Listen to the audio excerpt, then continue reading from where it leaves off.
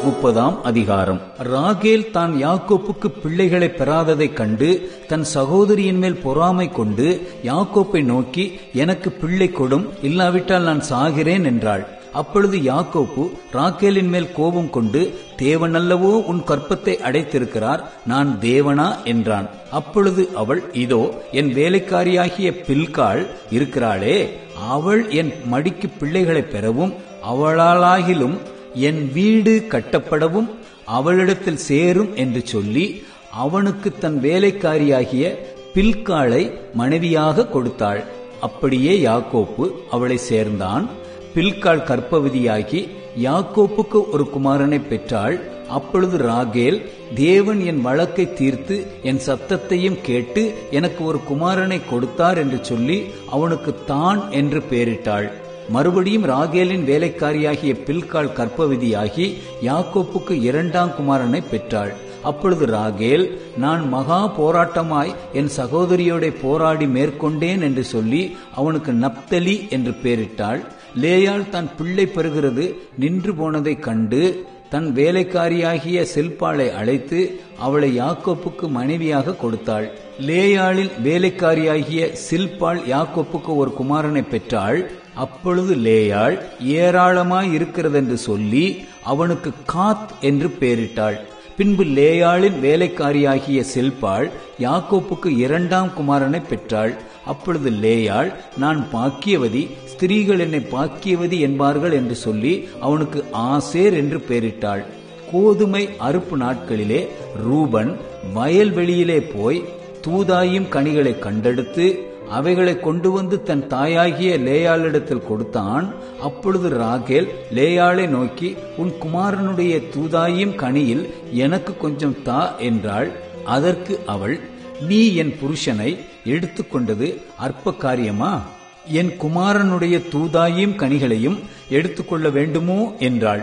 அதற்கு ராகேல், உன் குமாரனுடைய தூதாயும் கனிகளுக்கு ஈடாக இன்று இரவு அவர் உன்னோடே சயனிக்கட்டும் என்றாள். சாயங்காலத்தில் யாக்கோப்பு வெளியிலிருந்து வருகையில் லேயாள் புறப்பட்டு அவனுக்கு எதிர்கொண்டு போய், என் குமாரனுடைய தூதாயும் கனிகளால் உம்மை கொண்டேன், ஆகையால் நீர் என்னிடத்தில் வரவேண்டும் என்றாள். அவன் அன்று இரவு அவளோட சயனித்தான். தேவன் லேயாளுக்கு செவி கொடுத்தார்.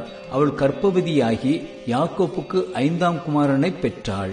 அப்பொழுது லேயாள், நான் என் வேலைக்காரியை என் புருஷனுக்கு கொடுத்த பலனை தேவன் எனக்கு தந்தார் என்று சொல்லி அவனுக்கு இசக்கார் என்று பெயரிட்டாள். அப்பொழுது லேயாள் கர்ப்பவதியாகி யாக்கோப்புக்கு 6ஆம் குமாரனை பெற்றாள். அப்பொழுது லேயாள், தேவன் எனக்கு நல்ல ஈவை தந்தார், என் புருஷனுக்கு நான் 6 குமாரரை பெற்றபடியால் இப்பொழுது அவர் என்னுடனே வாசம் பண்ணுவார் என்று சொல்லி அவனுக்கு செபுலோன் என்று பெயரிட்டாள். பின்பு அவள் ஒரு குமாரத்தியையும் பெற்று அவளுக்கு தீனாள் என்று பெயரிட்டாள். தேவன் ராகேலை நினைத்தருளினார். அவளுக்கு தேவன் செவி கொடுத்து அவள் கற்பந்தரிக்கும்படி செய்தார். அவள் கர்ப்பவதியாகி ஒரு குமாரனை பெற்று, தேவன் என் நிந்தையை நீக்கிவிட்டார் என்றும் இன்னும் ஒரு குமாரனை கர்த்தர் எனக்கு தருவார் என்று சொல்லி அவனுக்கு யோசேப்பு என்று பெயரிட்டாள். ராகேல் யோசேப்பை பெற்றபின் யாக்கோப்பு லாபானை நோக்கி, நான் என் ஸ்தானத்திற்கும் என் தேசத்திற்கும் போக என்னை அனுப்பிவிடும். நான் உமக்கு ஊழியம் செய்து சம்பாதித்த என் மனைவிகளையும் என் பிள்ளைகளையும் எனக்கு தாரும், நான் போவேன். நான் உம்மிடத்தில் சேவித்த சேவகத்தை நீர் அறிந்திருக்கிறீர் என்றான். அப்பொழுது லாபான், உன் கண்களில் எனக்கு தயவு கிடைத்ததேயானால் நீ இரு, உன் நிமித்தம் கர்த்தர் என்னை ஆசீர்வதித்தார் என்று குறிப்பினால் அறிந்தேன். உன் சம்பளம் இன்னதென்று எனக்கு சொல், நான் அதை தருவேன் என்றான். அதற்கு அவன், நான் உம்மை சேவித்த விதமும் உம்முடைய மந்தை என்னிடத்தில் இருந்த விதமும் அறிந்திருக்கிறீர். நான் வரும் முன்னே உமக்கு இருந்தது கொஞ்சம். நான் வந்த பின் கர்த்தர் உம்மை ஆசீர்வதித்ததினால் அது மிகவும் பெருகி இருக்கிறது. இனி நான் என் குடும்பத்துக்கு சம்பாத்தியம் பண்ணுவது எப்பொழுது என்றான். அதற்கு அவன், நான் உனக்கு என்ன தர வேண்டும் என்றான்.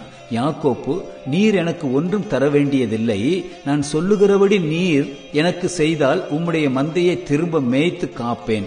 நான் இன்றைக்கு போய் உம்முடைய மந்தைகளையெல்லாம் பார்வையிட்டு அவைகளில் புள்ளியும் வரியும் கருப்பும் உள்ள செம்மறியாடுகளையும் வரியும் புள்ளியுமான வெள்ளாடுகளையும் பிரித்து விடுகிறேன்.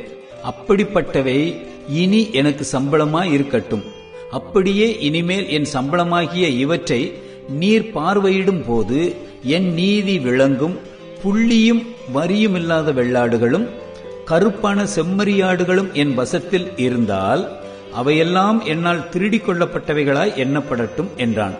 அதற்கு லாபான், நீ சொன்னபடியே ஆகட்டும் என்று சொல்லி அந்நாளிலே கலப்பு நிறமும் வரியுமுள்ள வெள்ளாட்டு கடாக்களையும் புள்ளியும் வரியுமுள்ள வெள்ளாடுகள் யாவையும் சற்று வெண்மையும் கருமையும் உள்ள செம்மறியாடுகள் யாவையும் பிரித்து தன் குமாரரிடத்தில் ஒப்புவித்து தனக்கும் யாக்கோப்புக்கும் இடையிலே 3 நாள் பிரயாண தூரத்தில் இருக்கும்படி வைத்தான்.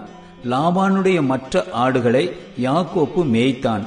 பின்பு யாக்கோப்பு பச்சையாயிருக்கிற புன்னை, வாதுமை, அர்மோன் என்னும் மரங்களின் கொப்புகளை வெட்டி இடையிடையே வெண்மை தோன்றும்படி பட்டையை உரித்து தான் உரித்த கொப்புகளை ஆடுகள் தண்ணீர் குடிக்க வரும் கால்வாய்களிலும் தொட்டிகளிலும் ஆடுகளுக்கு எதிராக போட்டு வைப்பான். ஆடுகள் தண்ணீர் குடிக்க வரும்போது பொலிவதுண்டு.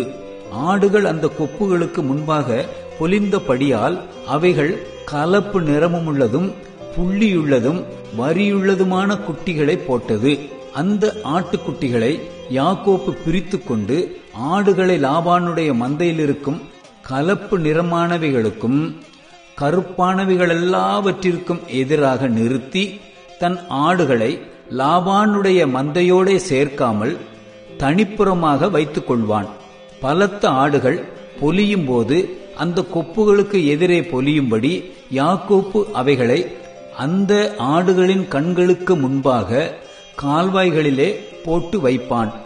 பலவீனமான ஆடுகள் பொலியும் போது அவைகளை போடாமல் இருப்பான். இதனால் பலவீனமானவைகள் லாபானையும் பலமுள்ளவைகள் யாக்கோப்பையும் சேர்ந்தன. இவ்விதமாய் அந்த புருஷன் மிகவும் விருத்தி அடைந்து திரளான ஆடுகளும் வேலைக்காரிகளும் வேலைக்காரரும் ஒட்டகங்களும் கழுதைகளும் உடையவன் ஆனான்.